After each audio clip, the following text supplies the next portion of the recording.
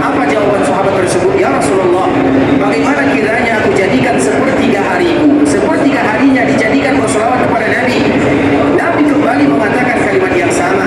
Bagus, kalau kau tambah lebih bagus lagi. Kemudian sahabat ini kembali mengatakan, setengah daripada hariku ya Rasulullah, setengah hariku aku akan jadikan untuk berselawat kepadamu. Nabi kembali menjawab dengan jawaban yang sama. Kemudian sahabat ini kembali mengatakan, ya Rasulullah, bagaimana kiranya aku menjadikan hari-hariku berselawat kepadamu? Maka di saat itulah Rasulullah SAW menyebutkan, idzan tukfa hammuka wa tughfar dhanbuka. Kalau seandainya demikian yang kamu lakukan wahai sahabatku, maka minimal ada dua pahala yang kau dapatkan. Yang pertama, Allah Subhanahu wa taala akan hilangkan gundah gelana dalam kehidupan. Allah hilangkan masalah dalam hidupmu. Dan yang kedua, Allah Subhanahu wa taala akan ampunkan dosa-dosamu. Artinya apa ikhwatul Islam? Kalau ada di antara kita yang memiliki masalah yang luar biasa dalam kehidupan, banyak cara yang bisa kita lakukan untuk menyelesaikannya. Salah satunya adalah memperbanyak selawat kepada baginda Nabi yang mulia sallallahu alaihi wasallam. Karena Nabi sendiri menyebutkan, idzan tukfa hammuk, kalau seandainya engkau punya masalah dalam kehidupan, di antara salah satu solusinya adalah mengucapkan dan memperbanyak selawat kepada baginda Nabi yang mulia sallallahu alaihi wasallam. Demikian juga dikala kita merasa banyak melakukan dosa dan maksiat dan kita semua melakukannya. Tidak ada manusia di dunia kecuali mereka punya dosa, punya salah, dan kita sadar akan itu semua. Di antara salah satu yang bisa menggugurkan dosa dan kesalahan kita adalah dengan mengucapkan salam dan salawat kepada baginda Nabi yang mulia sallallahu alaihi wasallam, sesuai dengan apa yang Nabi sampaikan, idzan tukfa hammuk wa tughfaru dhanbuk.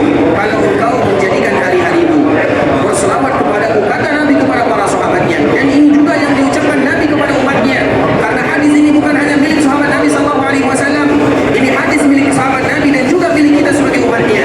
Maka Allah akan hilangkan masalah dalam kehidupan dan Allah Subhanahu wa taala akan berikan ampunan dalam setiap kesalahan.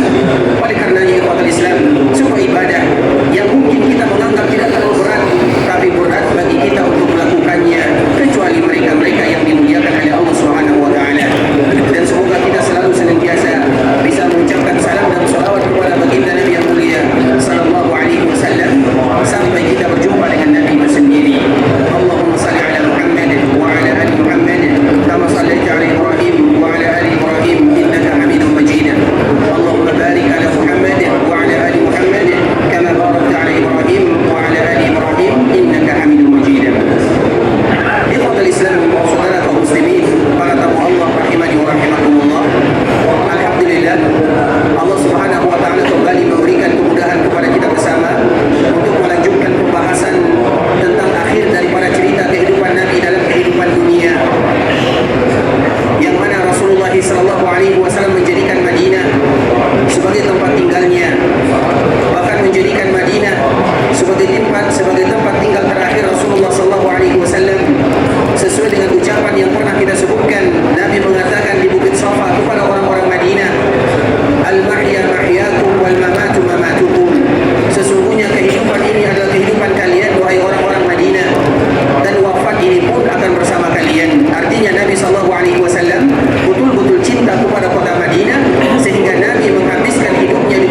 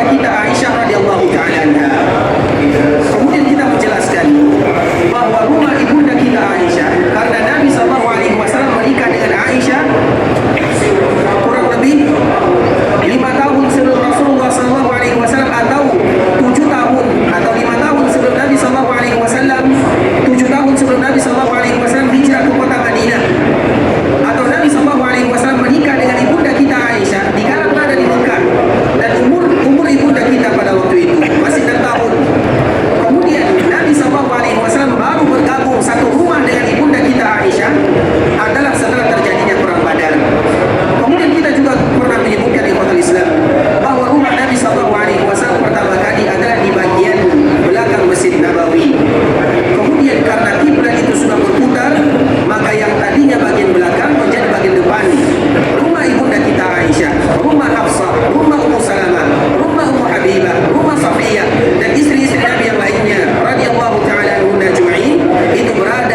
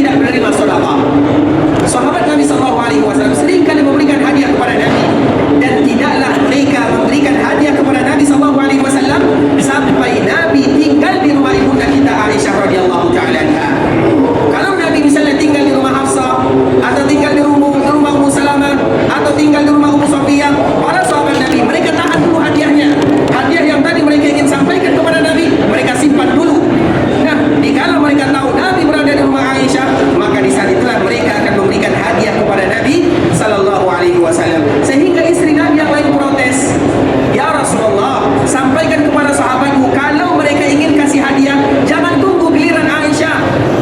Tapi apalah daya ikhwatul Islam, kecintaan tidak bisa dipaksakan. Cinta itu yang pertama dari Allah Subhanahu wa taala. Allah Subhanahu wa taala betul-betul menanamkan kecintaan kepada ibunda kita Aisyah radhiyallahu taala anha, dan Nabi sallallahu alaihi wasallam betul-betul cinta kepada Aisyah radhiyallahu taala anha. Dan di antara salah satu bentuk cinta Nabi kepada Aisyah, Nabi sangat suka untuk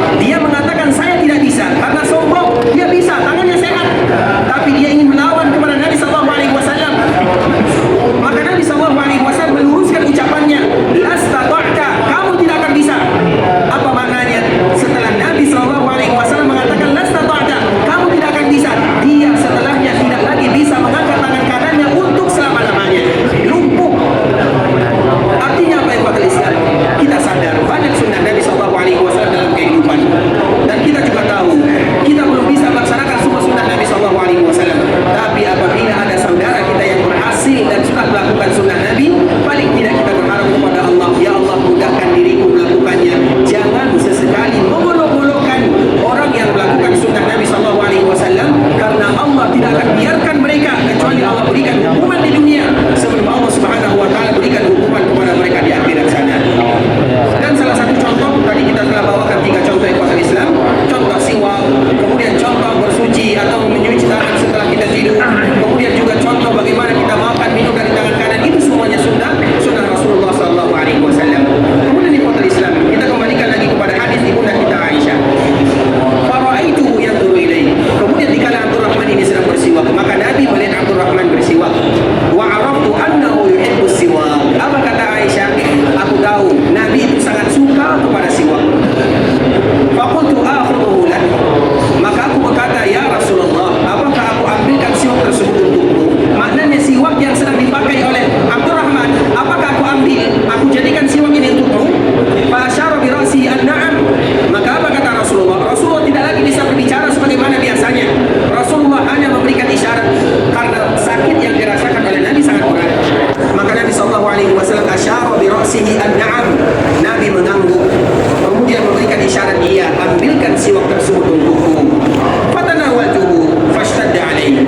Kemudian aku ambil siwak Abdurrahman, aku berikan kepada Nabi. Dikala Nabi menerimanya, Nabi sallallahu alaihi wasallam tidak lagi bisa menendangkan siwak tersebut karena siwak ini umat Islam batangnya keras. Kalau kita ingin siwak, maka kita harus buang kulitnya terlebih dahulu. Kemudian setelah kita buang kulitnya, maka kita gigit. Kemudian setelah kita gigit menjadi lunak, baru kita bersiwak dengannya. Fashtadda alaihi. Nabi sallallahu alaihi wasallam tidak lagi bisa melakukan yang demikian. Nabi sallallahu alaihi wasallam tidak lagi bisa melunakkan siwak. Artinya apa? Betul-betul sakit yang luar biasa dirasakan oleh Nabi sallallahu alaihi wasallam. Wa qultu ulayyinuhu lak.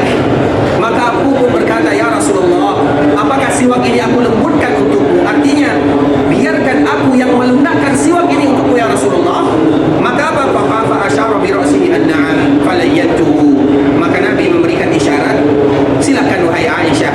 Maka Aisyah mengambil siwak ini, kemudian membuat bagian tadi yang sudah dipakai oleh Abdurrahman, kemudian membuka kulit yang bagian baru, kemudian dilunakkan siwak ini oleh Aisyah. Tentunya Aisyah melunakkan siwak dengan giginya, dengan mulutnya.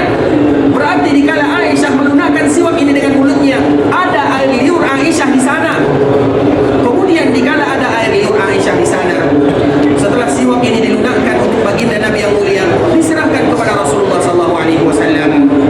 Wa baina yadayhi rabwah. Kemudian faja'ala yudkhilu yadayhi fil ma' fayamsahu bihima wajha. Kemudian ikhwatul Islam, setelah Aisyah melembutkan siwak tersebut, maka Nabi pun memakai siwak yang tadi sudah dilembutkan oleh Aisyah. Di dalam sebuah riwayat disebutkan, aku tidak melihat Nabi bersiwak dengan siwak yang paling indah kecuali di saat itu. Nah, itulah makna daripada ucapan ibunda kita Aisyah, tidaklah Nabi wafat kecuali air liurku dan air liur Nabi sallallahu alaihi wasallam bersatu. Karena tadi ibunda kita Aisyah melunakkan siwak yang tentunya sudah pasti ada air liur di sana, kemudian diberikan kepada Nabi sallallahu alaihi wasallam. Dan kita tahu ikhwatul Islam, mereka yang ada karena Nabi itu barokah. Air liur Nabi barokah, rambut Nabi barokah, dahak Nabi barokah, keringat Nabi barokah, semuanya barokah. Nabi itu barokah. Makanya kita lihat para sahabat Nabi sallallahu alaihi wasallam, mereka berlomba-lomba untuk mengambil keberkahan dari Nabi sallallahu alaihi wasallam. Sehingga dikala terjadi perang atau perjanjian Hudaybiyah, ada orang-orang musyrikun yang memata-matai sahabat Nabi sallallahu alaihi wasallam. Kemudian dikala mereka pulang ke kampung halamannya, pulang ke kota Mekah, apa katanya? Aku pergi ke Roma, aku pergi ke Paris, aku pergi ke dunia, tapi aku tidak pernah melihat ada orang yang dimuliakan melebihi sahabat Nabi, memuliakan Nabi sallallahu alaihi wasallam. Kemudian dia menyebutkan, tidaklah Nabi itu meludah kecuali ludah Nabi tidak terjatuh ke tanah, menempel di tangan sahabat Nabi. Kemudian dikala ludah ini ada di tangan sahabat Nabi, mereka pun usapkan di anggota badannya, di jasadnya,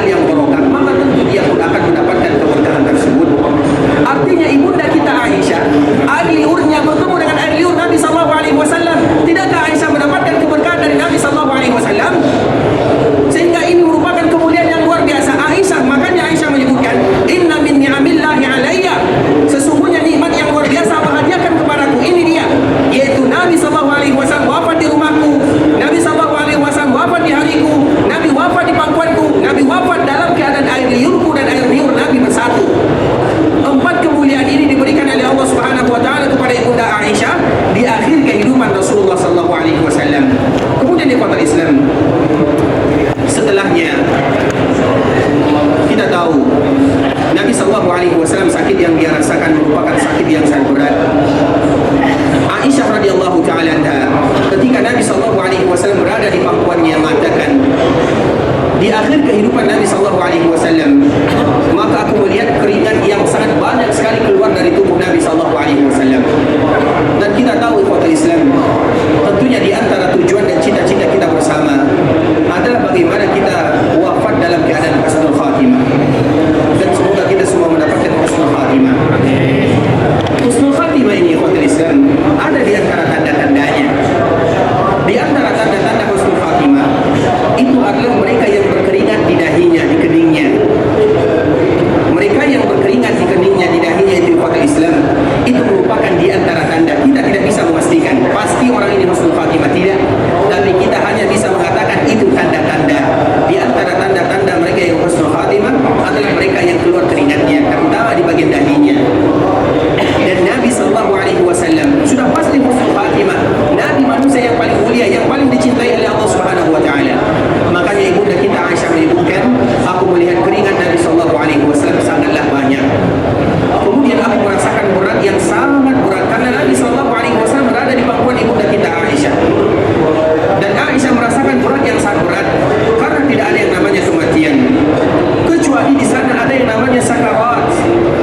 Sakarat itu ikhwatul Islam, atau istilah yang kita kenal dengan istilah sakaratul maut.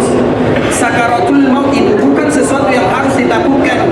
Sakaratul maut itu ditakutkan bagi mereka-mereka yang banyak salah dan dosanya, bagi mereka yang makan uang haram, bagi mereka yang menzalimi saudara, bagi mereka yang menceritakan aib sesama. Itu baru mereka akan merasakan takutnya sakaratul maut.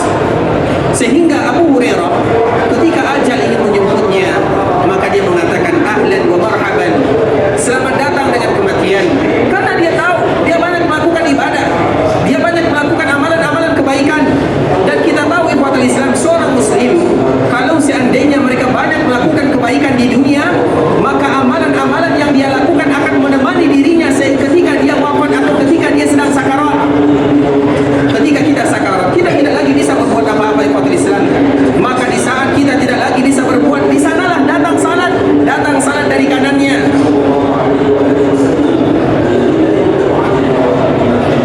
Kita ulang lagi ikhwatul Islam, karena Nabi SAW menyebutkan la ilaha illallah. Dikala Nabi SAW terakhir daripada ucapan Nabi menyebutkan la ilaha illallah, inna lil mauti la sakarat. Ucapan Nabi SAW yang terakhir, tidak ada ilah yang berhak disembah kecuali Allah. Sesungguhnya setiap kematian itu ada sakaratnya. Sakarat itu bukan berat, sakarat itu akan menjadi berat bagi mereka yang lupa untuk apa dia diciptakan oleh Allah Subhanahu wa taala. Kita semua tahu Allah ciptakan kita untuk beribadah, sedangkan dunia Allah ciptakan untuk kita. Kita ulang lagi bahasanya. Allah ciptakan manusia untuk beribadah kepada Allah Subhanahu wa taala, dan Allah ciptakan dunia untuk manusia. Bisa dipahami? Dunia ini memang diciptakan untuk kita sebagai seorang hamba, namun kita sebagai seorang hamba diciptakan untuk Allah Subhanahu wa taala. Artinya apa? Jangan kita disibukkan dengan sesuatu yang betul-betul diciptakan oleh Allah untuk kita, daripada kita beribadah kepada Allah Subhanahu wa taala. Dunia mau tidak mau akan diberikan oleh Allah Subhanahu wa taala kepada kita semuanya. Kalau dunia tidak ada lagi bagian untuk kita, maka kita akan meninggal. Apa artinya ikhwatul Islam? Berarti mereka yang lalai dalam kehidupannya, mereka akan takut dengan sakarat. Tapi mereka yang senantiasa beribadah, ibadah itulah yang akan membuat mereka kuat bertemu dan bahagia bertemu dengan Allah Subhanahu wa taala. Makanya di dalam sebuah hadis disebutkan, ketika seseorang akan meninggal, dan ketika meninggal kita semuanya pasti akan takut. Siapa di antara kita yang tidak takut wafat? Semua kita takut di ikhwatul Islam. Dikala dia terbaring, terbujur di tempat tidurnya, kemudian dikala dia merasakan takut berjumpa dengan Allah Subhanahu wa taala, maka di saat itulah datang ibadah salat yang pernah dia lakukan dari arah kanan, datang zakat yang dia lakukan, yang dia berikan dari arah kiri, datang kebaikan-kebaikan dirinya kepada orang tuanya dari arah bawah, datang kebaikan-kebaikan yang lainnya dari seluruh sisi. Sehingga dikala dia melihat ke kanan, dia melihat ada salatnya, dikala dia melihat ke kiri ada zakatnya, dikala melihat ke bawah ada ibadah lainnya. Kemudian dia pun akhirnya bahagia, bangga. Dikala dia sedang bahagia, di saat itulah Allah akan mencabut nyawanya dalam keadaan bahagia. Maka sering kita jumpai sebagian kaum muslimin wafat dalam keadaan tersenyum, wafat dalam keadaan bahagia, karena memang amalan-amalan yang pernah dia lakukan datang untuk menemani dirinya, memberikan kabar gembira kepadanya. Sehingga itulah makna daripada hadis Rasulullah SAW, barang siapa man ahabba liqa Allah ahabba Allah liqa'ah. Barang siapa yang senang berjumpa dengan Allah, Allah pun akan senang berjumpa dengannya. Macam mana pula kita bisa senang berjumpa dengan Allah Subhanahu wa taala? Bagaimana ceritanya? Artinya ketika di akhir kehidupan kita, dikala kita tidak lagi bisa beramal dan berbuat, maka di saat itulah amalan-amalan yang pernah kita lakukan akan datang memberikan kabar gembira, dan kita pun bahagia. Dikala kita bahagia berjumpa dengan Allah. Ketika kita bahagia berjumpa dengan Allah, Allah pun akan bahagia berjumpa dengan kita. Makanya Nabi SAW menyebutkan, yaqul la ilaha illallah inna lil mauti lasakarat. Tidak ada ilah yang berhak disembah kecuali Allah. Sesungguhnya setiap kematian pasti ada sakaratnya. Ikhwatul Islam, saudara kaum muslimin, para tamu Allah rahimani wa rahimakumullah. Insyaallah kita akan lanjutkan kembali bagaimana cerita Nabi SAW di akhir kehidupannya, terutama apa yang disebutkan oleh ibunda kita Aisyah, dan bagaimana pula akhir daripada wafatnya Rasulullah SAW. Kemudian kalimat-kalimat apa saja yang diucapkan oleh Rasulullah SAW. Ikhwatul Islam, saudara kaum muslimin, para tamu Allah rahimani wa rahimakumullah. Sampai di sini pembahasan yang bisa kami jelaskan. Yang benar dari Allah Subhanahu wa taala, yang salah dari diri kami pribadi karena kurangnya ilmu kami, karena kebodohan dan kejahilan kami mohon dimaafkan. Kalau seandainya ada kesalahan dan kata-kata yang kurang berkenan di hati. Sebelum kita menutup pembahasan kita ini, ikhwatul Islam, kita akan membacakan satu pertanyaan. Apakah wujud dari Masjid Nabawi ketika ingin keluar dari Masjid Kuba masuk ke dalam syarat duduk dari rumah untuk pahala melaksanakan ibadah umrah? Di dalam sebuah hadis yang pernah kita bacakan, ikhwatul Islam, hadis Abdullah bin Umar radhiyallahu taala anhuma, bahwa di antara salah satu keutamaan Masjid Kuba itu banyak sekali keutamaannya, dan bahkan Kuba itu memiliki kemiripan dengan Masjid Nabawi. Antara Kuba dengan Masjid Nabawi ada 4 yang sama. Yang pertama, kesamaan antara Kuba dengan Masjid Nabawi, sama-sama dibangun oleh Nabi. Yang kedua, Kuba dan Masjid Nabawi sama-sama termasuk ke dalam firman Allah, la masjidun ussisa 'ala taqwa, masjid yang fondasinya iman dan takwa. Masjid mana? Masjid Nabi dan Masjid Kuba.